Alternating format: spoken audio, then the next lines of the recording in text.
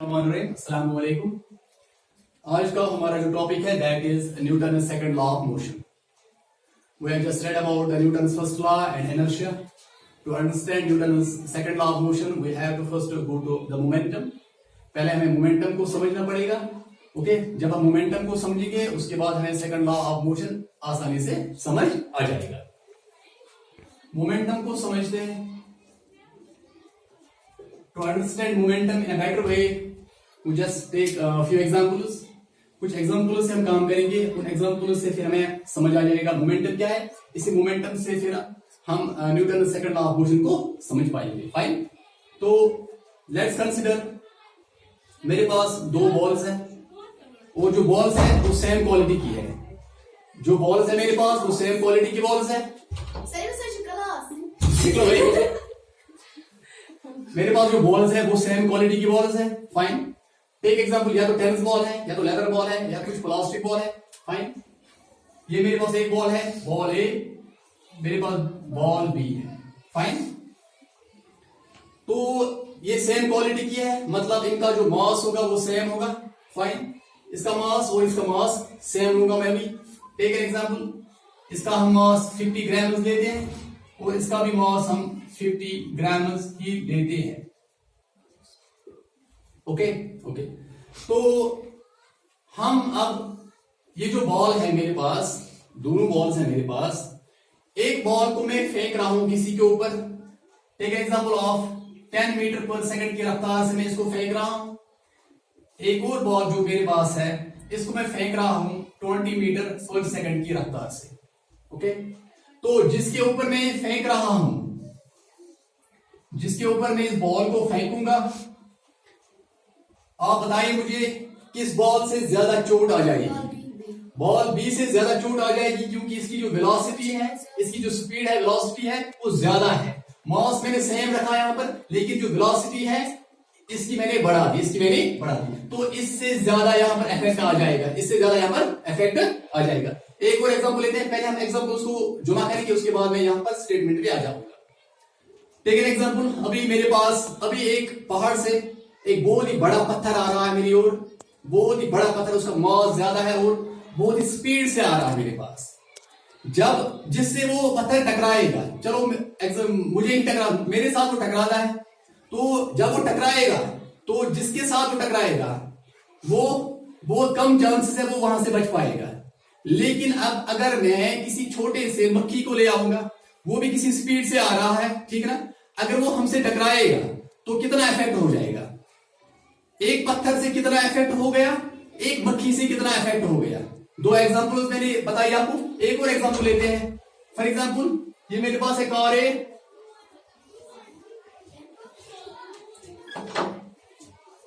ये कार एक है, ये सेम क्वालिटी की कार है, ठीक है।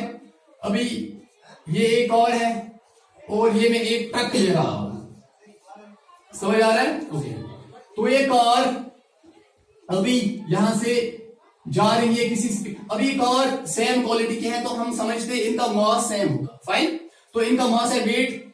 अभी कंफ्यूज मत हो जाओ मास और वेट में, आगे पढ़ेंगे हम इसको। तो जब जिस चीज के साथ ये टकराएंगे, समझते हैं इसकी स्पीड और इसकी स्पीड सेम है, तो मतलब जिसके साथ ये टकराएंगे इफेक्ट सेम ही आएगा। लेकिन अब अगर ये 20 मीटर पर सेकंड की रफ्तार से चल रहा है, ये 40 मीटर पर सेकंड की रफ्तार से चल रहा है, तो ये जो कार है इससे ज्यादा इफेक्ट आ जाएगा। ये जिसके साथ टकराएगा वहां पर ये उसका सत्यानाश करेगा, लेकिन ये उतना नहीं करेगा जितना ये करेगा। लेकिन अभी हम लेते हैं एक कार और एक ट्रक, अभी ये दोनों सेम स्पीड से आ रही है, 20 मीटर पर सेकंड की स्पीड से ही आ रहा है, 20 मीटर पर सेकंड की ही स्पीड से आ रहा है, ठीक है ना। तो जिसके साथ ये टकराएगा तो हम देखेंगे स्पीड तो यहां सेम है, लेकिन ये जो ट्रक है इसका जो इफेक्ट होगा वो ज्यादा होगा। क्यों? क्योंकि इसका मास ज्यादा है, इसका मास ज्यादा है। तो यहां से हमने कंक्लूड क्या किया, हमने दो चीजों के ऊपर हमने ध्यान दिया, दो बातों के ऊपर हमने ध्यान दिया। एक हमने मास की बात की और हमने दूसरा वेलोसिटी की बात की। ये जो मास और वेलोसिटी है इससे क्या इफेक्ट आ जाता है, तो मोमेंटम हमें क्या बता रहा है अब कि एक फिजिकल क्वांटिटी है, मोमेंटम हमें बता रहा है कि कोई भी body for example effect of collision क्या हो जाता है, कोई भी बॉडी अगर किसी के साथ टकराती है, कहां बॉडी अगर किसी से टकरावन तो वहां पर इफेक्ट ऑफ कोलिजन क्या हो जाता है, टकराने के बाद इफेक्ट क्या आ जाता है, कितना इफेक्ट आता है, कितना इफेक्ट आता है, कम आएगा ज्यादा आएगा, वो डिपेंड करता है मास और वेलोसिटी पर। मास और वेलोसिटी जिसके साथ ये टकराएगा, कोई भी बॉडी जिसके साथ ये टकराएगा वहां पर असर क्या आएगा, वहां पर कोलिजन के बाद असर क्या आएगा। एक बड़ी सी बॉडी थी, जब वो जिसके साथ टकराती है तो वहां पर ज्यादा असर आ जाता है, वहां पर बहुत ज्यादा नुकसान हो जाएगा। लेकिन इसकी कंपेरिजन अगर कोई छोटी बॉडी आती है जिसका वजन कम होगा या वेलोसिटी भी कम होती है, अगर वो टकराती है किसी चीज के साथ तो वहां पर कितना इफेक्ट आएगा, उसकी कंपैरिजन में कम इफेक्ट आएगा। लेकिन मैथमेटिकली हम इसको कैसे रिप्रेजेंट करते हैं, मैथमेटिकली इसको हम कैसे रिप्रेजेंट करेंगे, लेट्स हैव अ लुक। तो मोमेंटम हमें बता रहा है कि इफेक्ट ऑफ कोलिजन क्या होता है, इफेक्ट ऑफ कोलिजन क्या होता है। मैथमेटिकली हम लिखते हैं इसको product of mass and velocity, product of mass and velocity. इस मोमेंटम को हम रिप्रेजेंट करते हैं P से। ये P किसके बराबर होता है, mass into velocity, mass into velocity. अभी अगर हम मास को जीरो करेंगे तो मोमेंटम भी हो जाएगा जीरो, हम अगर वेलोसिटी को जीरो करेंगे तो मोमेंटम हो जाएगा जीरो। किसी एक चीज को हम जीरो करते हैं यहां से तो मोमेंटम भी जीरो हो जाता है, इसको बढ़ाएंगे तो मोमेंटम भी बढ़ जाता है, मोमेंटम भी बढ़ जाता है। ये एक वेक्टर क्वांटिटी है, क्योंकि हम डायरेक्शन की बात करें, आगे जाएगा तो पॉजिटिव में आएगा, पीछे आएगा तो नेगेटिव में आएगा। अच्छा, इसका ऐसा यूनिट हम क्या रखते हैं, ये मास को हम केजीज में मेजर करते हैं, वेलोसिटी को हम मीटर पर सेकंड, इसको हमने प्रूव किया है last time.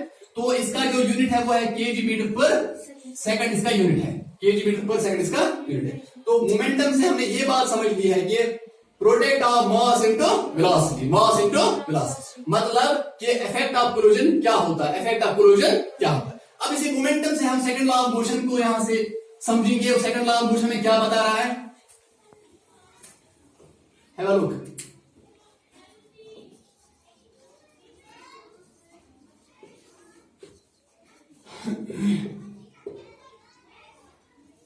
Second law of motion, इसकी स्टेटमेंट पहले लिखते हैं, बोलता क्या है, शॉर्टकट में लिखेंगे पहले। ये बोल रहा है कि rate of change of momentum is directly proportional to external unbalance force, या डायरेक्ट लिखेंगे हम अप्लाइड फोर्स।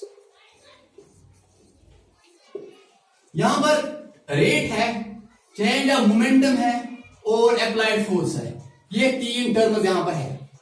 ये क्या बता रहा है कि rate of change of momentum, मतलब मोमेंटम में चेंज आ रही है। अभी हमने क्या देखा, मोमेंटम किसके बराबर है, मास इनटू वेलोसिटी। ये बता रहा है कि चेंज ऑफ मोमेंटम जो है, मतलब मोमेंटम में चेंज आ रही है, मोमेंटम में मतलब यहां पर कुछ हो रहा है, या तो मास में या वेलोसिटी में। मास को हम यहां पर कांस्टेंट रखते हैं, 9th में हमें ये एक तो सिलेबस में नहीं है, 11th में जाकर हम इसको देखेंगे। मास को हम यहां पर कांस्टेंट रखेंगे, लेकिन वेलोसिटी के साथ हम छेड़छाड़ करते हैं, मतलब वेलोसिटी कम करेंगे मोमेंटम कम हो जाएगा, वेलोसिटी बढ़ाएंगे मोमेंटम बढ़ जाएगा, मोमेंटम बढ़ जाएगा। तो वेलोसिटी के साथ कुछ हो रहा है, बता रहा है कि चेंज ऑफ मोमेंटम जो है, मोमेंटम में चेंज आ रही है, is directly proportional to the applied force, directly proportional to the applied force. इसको समझते हैं, क्या बोल रहा है, क्या ये बोल रहा है कि जो फोर्स होता है वो डायरेक्टली प्रोपोर्शनल होता है change of momentum divide by time taken, क्योंकि रेट की बात हो रही है, कितना जल्दी हो रहा है, कितना जल्दी हो रहा है, मोमेंटम में कितना जल्दी हो रहा है, वही हमें बता रहा है। आगे समझते इसको, मतलब ये क्या बोल रहा है कि फोर्स जो होता है वो डायरेक्टली प्रोपोर्शनल होता है चेंज ऑफ मोमेंटम। इसको अभी क्लियर पूछ जाओ, फोर्स डायरेक्टली प्रोपोर्शनल होता है चेंज ऑफ मोमेंटम के। इसको एग्जांपल के साथ समझते हैं, यही समझने लायक है इसमें। ठीक है, एग्जांपल, हमारे पास एक बॉडी है, इसका कुछ मास है m, और ये इनिशियल वेलोसिटी u से चल रहा है, u से इसकी इनिशियल वेलोसिटी इससे चल रहा है। अभी मैं इसकी जो वेलोसिटी है इसको मैं बढ़ाना चाहता हूं, इसकी वेलोसिटी को मैं बढ़ाना चाहता हूं। तो इसके लिए मुझे थोड़ा सा इसको एक्सेलरेट कराना पड़ेगा। एक्सेलरेशन के लिए मैं इसको थोड़ा सा फोर्स दूंगा, तो मैं इसको फोर्स दूंगा तो इसकी जो वेलोसिटी है वो बढ़ जाएगी। कहां पर आएगी? v पर आएगी। तो मतलब मेरा इनिशियल मोमेंटम क्या है? Initial mu। अगर मैं मोमेंटम को देखूंगा तो ये क्या है? इनिशियल मोमेंटम की अगर मैं बात करूंगा mu, और फाइनल मोमेंटम की अगर मैं बात करूंगा तो क्या है? mv। सुन, यहां पर इनिशियल वेलोसिटी थी u, फाइनल वेलोसिटी क्या हो गई? v। इनिशियल वेलोसिटी क्या है? u, फाइनल क्या है? v। मतलब मैंने क्या किया? यहां से मैंने फोर्स दिया तो मतलब यहां पर क्या हो गई? एक्सेलरेशन हो गई। समझ आ रहा है कुछ? मतलब मैंने एक्सेलरेशन बढ़ा दी। अभी फॉर एग्जाम्पल 10 मीटर पर सेकंड की रफ्तार से जा रहा था, लेकिन अब 20, 30, 40 कुछ भी है, तो मैंने क्या बढ़ा दिया? एक्सेलरेशन किया, मैंने एक्सेलरेट किया बॉडी को, मतलब मैंने फोर्स दिया। मैंने क्या दिया? फोर्स दिया मैंने। इससे इनिशियल वेलोसिटी कन्वर्ट हो गई है फाइनल वेलोसिटी में। नीचे देखो यहां पर क्या हो गया? अभी मेरा इनिशियल मोमेंटम था u, अभी क्या हो गया? v। मतलब इनिशियल मोमेंटम और फाइनल मोमेंट इसमें भी चेंज आ गई। पहले था इनिशियल मोमेंट क्या था? mu, फाइनल मोमेंट क्या है? mv। तो मतलब मोमेंटम में भी चेंज आ गई, मोमेंटम में भी चेंज आ गई। वही बता रहा है कि जो फोर्स होता है वो डायरेक्टली प्रोपोर्शनल होता है change of momentum. Change of मतलब अभी फोर्स 10 मीटर पर सेकंड में दे रहा हूं, ठीक है, अभी कुछ मोमेंटम है, ठीक है। अब मैं चाहूंगा कि मोमेंटम जल्दी जल्दी हो जाए, काम जल्दी हो जाए, तो मैं फोर्स को बढ़ाऊंगा। मैं जितना फोर्स को बढ़ाऊंगा उतना मोमेंटम में ज्यादा चेंज आ जाएगी। यहां पर जो हमने देखा, हमने इनिशियल मोमेंटम था mu, लेकिन जब मैंने मोमेंट फोर्स ज्यादा दिया, क्योंकि फोर्स इसके साथ रिलेटेड है ना, मैंने फोर्स ज्यादा दिया तो मोमेंटम में भी चेंज आ गई। मोमेंटम में भी जितना मैं फोर्स को बढ़ाऊंगा मोमेंटम में भी चेंज, मोमेंटम भी बढ़ जाएगा। मैं फोर्स को घटाऊंगा मोमेंटम भी घट जाएगी। समझ आ रही बात? फोर्स कर्व हो रहा हो, मोमेंटम भी बढ़ जाएगा, मैं फोर्स को कम करूंगा मोमेंटम भी घट जाएगा। यहां तक समझ आ रहा है? अभी टाइम टेकन की बात समझ लें। अभी ये बता रहा है कि force is inversely proportional to the time taken, ठीक। अभी कहीं पर जाना है मुझे A to B जाना है मुझे, ठीक है, और इसके लिए मेरे पास बहुत टाइम है। जहां तक फॉर एग्जाम्पल मुझे, अगर मैं नॉर्मल स्पीड से चलता 10 मिनट लग जाते, ठीक है ना, लेकिन मैं आहिस्ता चल रहा हूं, मैं 50 मिनट ले रहा हूं। क्या ले रहा हूं? मैं 50 मिनट ले रहा हूं। और अभी मैं गाड़ी में जा रहा हूं तो मैं स्पीड 40 नहीं, 30 नहीं, मैं 10 की स्पीड से जा रहा हूं। यहां मतलब समझ क्या रहा है? मतलब फोर्स अगर हम कम देंगे तो हमें टाइम ज्यादा लग जाएगा। मतलब मैं फोर्स को कम करूंगा, टाइम ज्यादा लग जाएगा। अब अगर मैं फोर्स को बढ़ाऊंगा मतलब मैं एक्सेलरेट करूंगा ज्यादा, तो टाइम कम लग जाएगा। वही बता रहा है, अगर फोर्स को मैं बढ़ाऊंगा तो टाइम कम लग जाएगा, अगर मैं फोर्स को कम करूंगा तो टाइम ज्यादा लग जाएगा। वही बता रहा है कि force is directly proportional to the change of momentum. मतलब फोर्स ज्यादा दूंगा मैं तो मोमेंटम में ज्यादा चेंज आ जाएगी, फोर्स कम लगा दूंगा मैं तो मोमेंटम में कम चेंज आ जाएगी। फोर्स ज्यादा लगाऊंगा मैं, टाइम कम लगेगा, फोर्स कम लगाऊंगा मैं तो टाइम ज्यादा लग जाएगा। समझ आ रहा है यहां तक? ओके। अब आगे देखते हैं ये क्या बता रहा है। ये जो फोर्स है ये डायरेक्टली प्रोपोर्शनल है change of moment divided by time, ठीक है। अब इस फोर्स को, इस सिंबल को हम कैंसिल करने के लिए हम एक कांस्टेंट का इस्तेमाल करते हैं। तो कांस्टेंट का इस्तेमाल हम करेंगे कि चेंज ऑफ मोमेंटम मतलब डेल्टा पी, डेल्टा हम चेंज के लिए इस्तेमाल करते हैं, डिवाइड बाय टाइम टी, ये भी चेंज है, ठीक है। अब इस के का वैल्यू हम रखेंगे 1, तो force is equal to delta P divide by delta T. यह है फोर्स की पहली इक्वेशन। फोर्स की ये वाली इक्वेशन जो है ये हमें बता रहा है कि इफेक्ट ऑफ कोलिजन कितना है। इफेक्ट ऑफ कोलिजन, ये वाली इक्वेशन हमें बता रहा है कि इफेक्ट ऑफ कोलिजन कितना हो जाएगा। फोर्स ज्यादा देंगे तो मोमेंटम ज्यादा होगा, कम टाइम में ऐसा हो जाएगा, क्योंकि रेट की बात कर रहा है। तो ये वाली हमें बता रही है कि इफेक्ट ऑफ कोलिजन क्या होता है। इस वाली इक्वेशन से हम एक और इक्वेशन को डिराइव कर सकते हैं। अभी मेरे पास है force is equal to delta P divide by delta T. ये जो डेल्टा पी है मोमेंटम है। अभी मैं इससे पहले बता रहा था जो चेंज इन मोमेंटम होता है, चेंज इन मोमेंटम होता है वो क्या होता है, इनिशियल मोमेंटम डिवाइड बाय, जैसे कि हम लिखते हैं v माइनस u है ना, initial by c। Change in momentum क्या हम लिखेंगे, मतलब मोमेंटम में चेंज आ रही है, initial momentum minus final momentum, ठीक है ना। तो इसको हम यहां से ब्रेक करेंगे, initial momentum minus final momentum divide by time, ठीक है। ओके, इनिशियल मोमेंटम ये क्या है, m into V, m into initial momentum, final याद पहले फाइनल ले रखो, final momentum minus initial momentum, ठीक है। Okay, f is equal to final momentum, momentum किसके बराबर है, m इंटू वेलोसिटी, तो मतलब यह है final momentum minus initial momentum, m initial क्या है, u है डिवाइड टाइम, ठीक है। अभी फोर्स को फिर से लिखेंगे, m कॉमन है, इसको यहां से बाहर निकालेंगे, v minus u divide by t, तो f is equal to v minus u divide by t किसके बराबर होता है, एक्सेलरेशन के बराबर होता है, तो m इंटू a। तो ये फोर्स की दूसरी इक्वेशन है, मतलब जो फोर्स होता है वो किसके बराबर होता है, मास इंटू एक्सेलरेशन के बराबर। ये फोर्स की दो इक्वेशन है, ये पहली इक्वेशन है और ये दूसरी इक्वेशन, बता रही है समझ।